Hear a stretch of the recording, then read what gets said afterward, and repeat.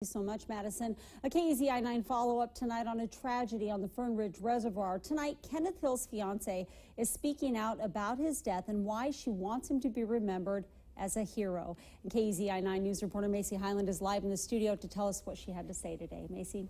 Well, Renee, Krista Green did share some new information with me about this incident. One of the most important being that she and her family were not swimming in the water when this happened. Instead, it was simply a very scary series of events. And then at that point, all I could do was hold his dead body until somebody got there. Krista Green and Kenneth Hill had been together for about 2 years. And she says he actually goes by his middle name, Lance. On Sunday, Krista and Lance had taken the kids out on their brand new boat. She says they drove out to the middle of the lake and began blowing up inner tubes when one of them flew off of the boat.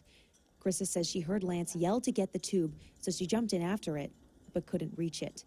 And by that point, she had gotten too far away from the boat and was in some rough water.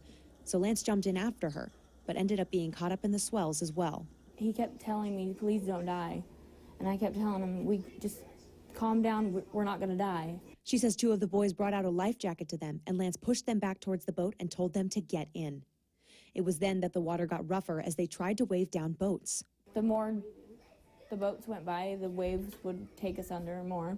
After a particularly large wave, Krista says Lance didn't come back up.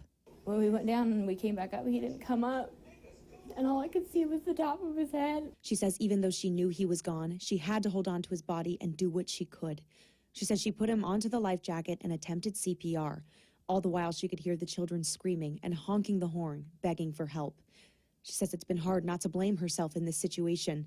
She says he was a hero and saved her life, and she wishes she could have saved his too. It's like a nightmare when it's happening. And you don't believe that it's gonna happen. Like, I kept telling myself there's no way he's gone. But she's proud of the boys for thinking to bring them a life jacket.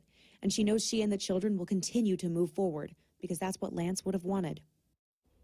Well, Krista hopes that if one thing is taken away from this, it's for other boaters to pay more attention to the events around them. She feels that if one person would have maybe stopped, Lance would still be here.